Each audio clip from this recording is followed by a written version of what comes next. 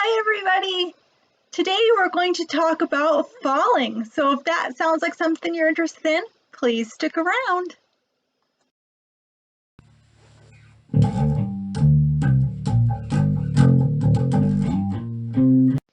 If you're new here, thank you so much for joining me today. I really hope that you will like what you'll see, you'll consider subscribing, and you'll share the video.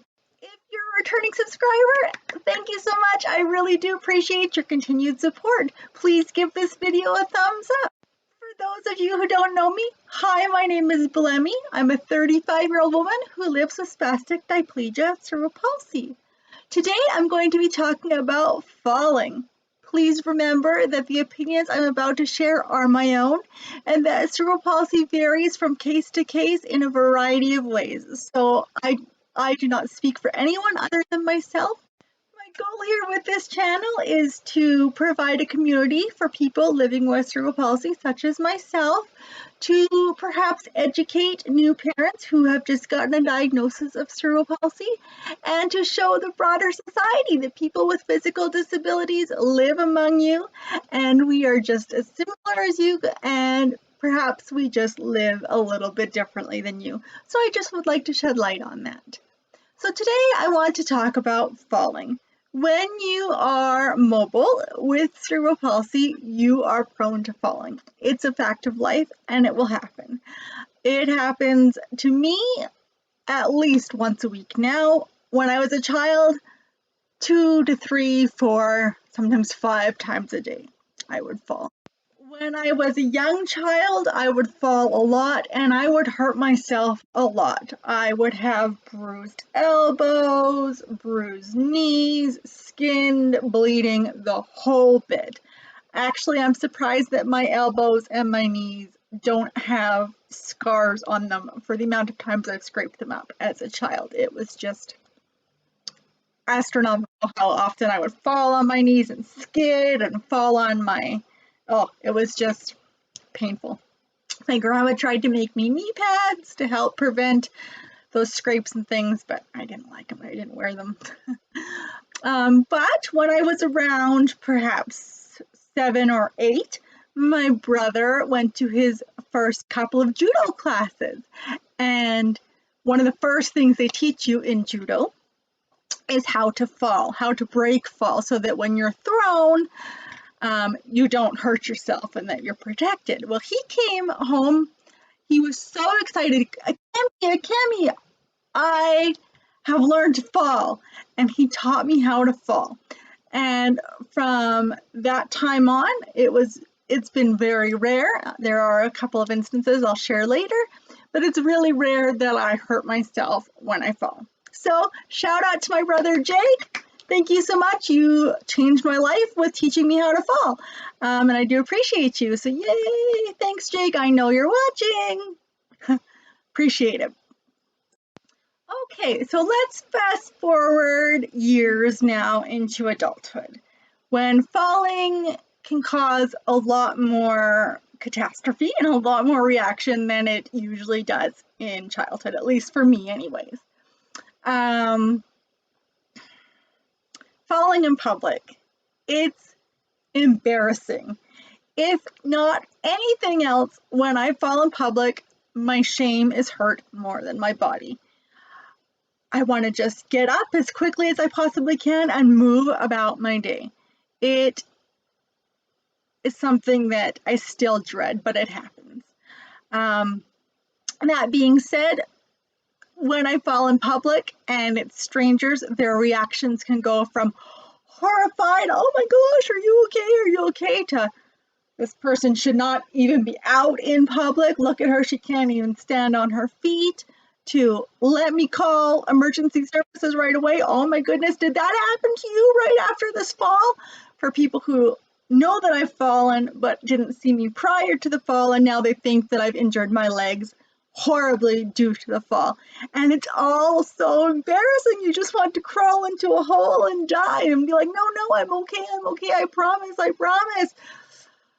Oh, now I do everything in my power so that I don't fall in public, because not only is it embarrassing for me, it's a horrible experience for other people, And I don't want to go there. So before I would, I didn't really care about falling. It was just part of my life.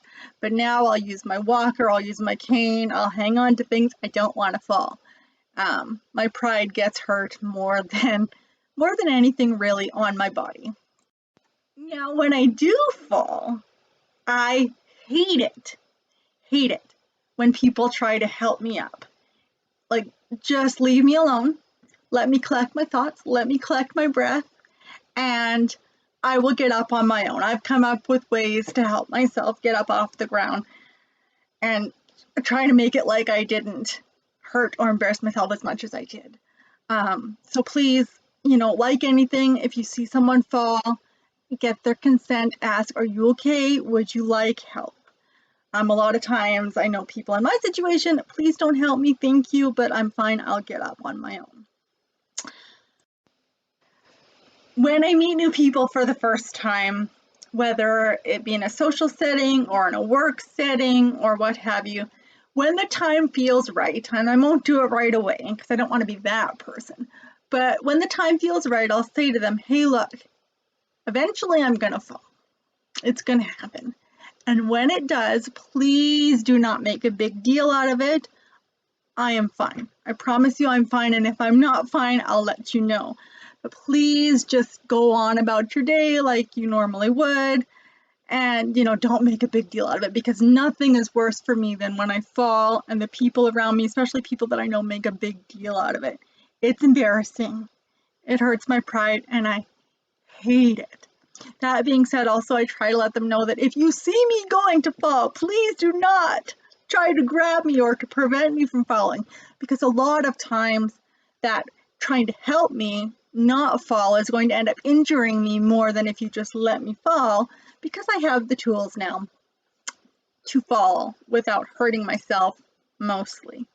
And that's a really hard thing for people to grasp, because their first reaction is, oh my gosh, that person just fell, we got to help them, right? And I know I've had to tell people more than once, but eventually, it's just me. I will fall. If you know me and you're around me long enough, you just wait for me to get up off the ground. That being said, let's rewind a little bit back to my childhood. A story. My mom and I were in Walmart shopping, and I think we were just at the entrance to Walmart, and I fell. And she stood there and let me collect myself and let me try to get myself back up. Well, this other patron at Walmart saw me fall and could not believe that my mother was just telling me, get up, hurry, we gotta go, sort of thing, and not helping me. And they were appalled at my mom's reaction and berated her and really questioned her parenting that day. And I'm not sure what happened in that outcome. Social media wasn't around then, so she probably would have been blasted on social media had it happened today, but that person thought he was well-intentioned, thought he was doing what was right for me, but my mom knew that I preferred to get up myself. So I'm sure, that still happens today to people, but please try not to judge when you see a child fall and their parents' reactions, because it could be someone like me, right? Now, as I get older, like I said, I'm 35 now, falling is a bigger deal for me now than it ever has been in the past. I don't know if I'm just more gun-shy to falling or because I'm taller. I'm not that tall. I'm only 5'2", but falling now can hurt. And it's a longer way to fall. And, I can feel maybe the next day my hip will be a little more sore than it ever was before, even if I fell properly. And I'm not sure if that's just part of the aging process or what have you. Now, I don't want to say I never hurt myself when I fall, because that is unrealistic. Of course, I hurt myself when I fall. Something that comes to mind most recently was a month or so ago. I was carrying something in my house, and now my house is an older house. It's got a lot of walls and doorways and door frames and things like that. And I was carrying things, and I was listening to my music on my phone, and I wasn't paying any attention to what I was doing whatsoever. and my toe, because I walk on my toes. If you haven't seen my walking video, I will link it up here. Please go check it out. But my toe caught on one of the floorboards in my house, and I fell neck first into our kitchen island. Now, usually when I have things in my hands, I will toss them, but this time I didn't, and I went neck first into the island. And I was home alone, and I remember thudding on the floor and just going, oh! And my dogs kind of looked around. They didn't really care. Oh, Mom fell again. They didn't really. I guess they learned that I don't want to be helped when I fall, right? But anyways, I remember laying there for a good probably 2 to 3 minutes, and I was just winded and out of breath, but I got myself up and I seemed to be okay. I didn't, have any obvious injuries. And then later that night, I got a really bad headache and it started to feel woozy. I had given myself my very first concussion by falling. So that just goes to show you that, of course, I do hurt myself when I fall, but thankfully, it is few and far between. Okay, so those are my experiences with falling. What are some of yours? Do you have a funny or a horrific falling story? If you do, please share it in the comments below. I'd really like to know that I'm not alone in my falling escapades. Thank you so much for joining me today. I really appreciate it.